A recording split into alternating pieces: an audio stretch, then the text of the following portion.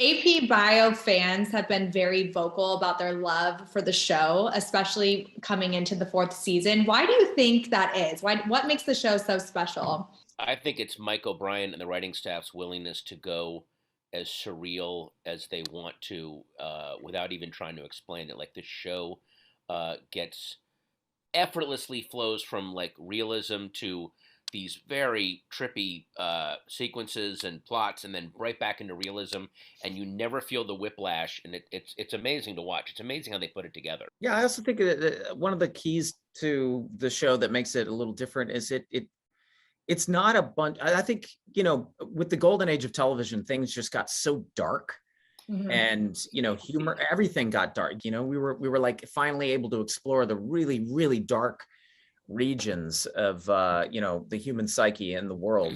This show is not that. I mean, this show is just filled with the exception of my character, who is incredibly cynical and dark. Uh-huh. Everybody else that he's surrounded with is so optimistic. The show is able to be both absurd and also you just really love these people. I mean, I love these characters. Yeah, it's definitely the escape that we all needed, from everything that Yes. we've all been through the past couple of years. Oh my Um, God. Glenn, almost 2 years, which is so crazy to think of.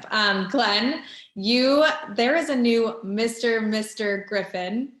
Tell me about that. As your dad, he came to visit in one of the episodes. Talk to me about that. And what was it like working alongside the legendary Bruce Campbell? Well, Bruce Campbell is a childhood hero of mine, truly, and I'm not being hyperbolic. He was, Evil Dead 2 changed my point of view. Like it made me realize that things were possible. I was like, oh, if you can do that, you can do anything as long as you've Yeah. got the ability to pull it off. And I mean, and Bruce as an actor, I just loved his early work. I mean, I still love him, but he was just so influential to me as a child. So when I remember when Mike O'Brien was like, we're thinking about offering the part to Bruce Campbell. What do you think? And I was like, yes, please. My God, can we get Yeah. Bruce Campbell? That'd be incredible.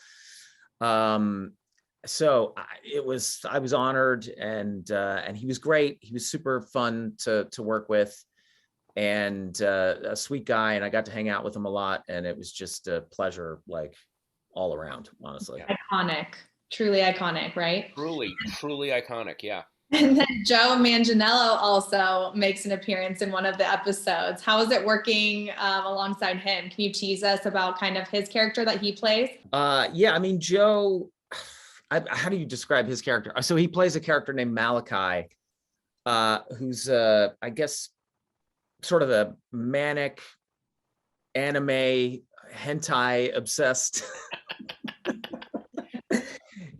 former inmate, who is kind of in love with the girl that is playing the girl that I'm with the girl that I'm dating. They were like pen pals. So the girl that I'm dating became pen pals with him years ago, and they stayed pen pals. And he's out of prison now, and they're still very close. But he's like he's just. And but I'd worked with Joe before, so Joe and I did a movie together called Arch Enemy, which he also produced and starred in. So Joe and I kept in touch after that. I just really enjoyed working with him. He's incredibly talented, but also just one of those people who are like, oh, you're a good guy. I like being around you. He's great. Yeah. Yeah, and he's also just he's one of those guys that he hasn't done a lot of comedy, but every time I've seen him do something funny, he's always really funny. So it was a no-brainer to get him in there and do the show with us, and he's great. That's awesome. And Patton, the season 4 trailer was hilarious, and it shows you, leading a cult. Can you talk to me more about that episode and what we can expect this season?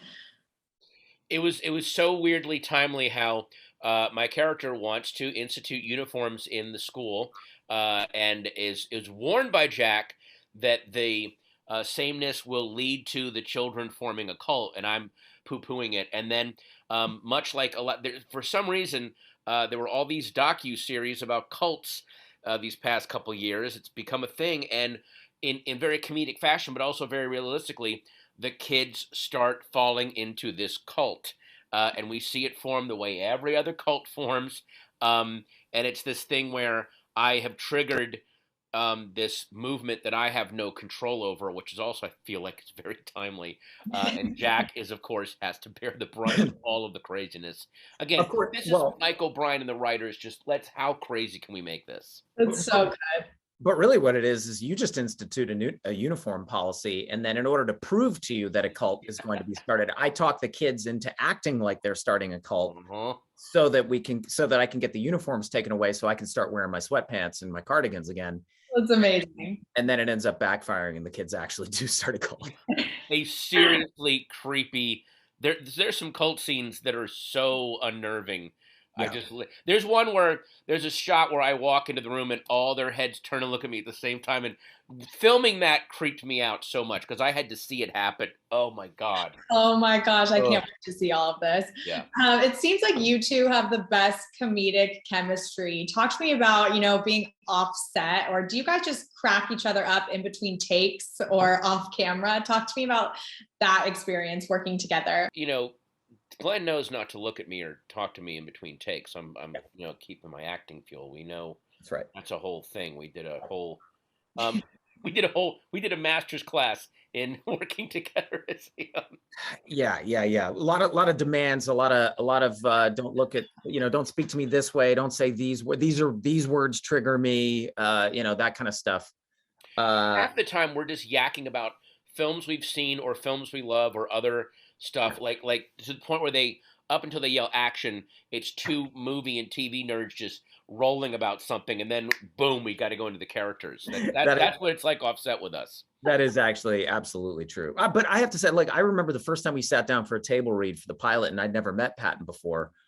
I sat down and they had us seated right next to each other, and I was so excited because I'm such a huge fan of his.